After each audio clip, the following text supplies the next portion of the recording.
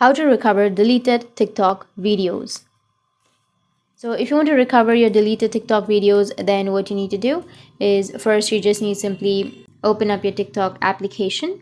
After opening your TikTok, make sure that you have an internet connection. After having an internet connection, you need to go with the bottom right, which has that profile option.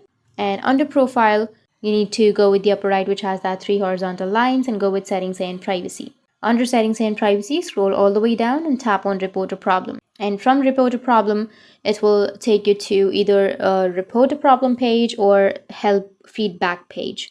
So if it takes you to report a problem, you can go and submit your report.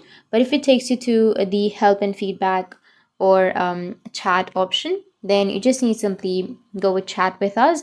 And once it takes you to the TikTok help desk, you can chat with the TikTok help desk in order to recover your deleted TikTok videos. So send a message about recover deleted TikTok videos, and it will give you the information on how you can restore your recently deleted post. So that's it. And if you have any questions, feel free to comment below. Thanks for watching.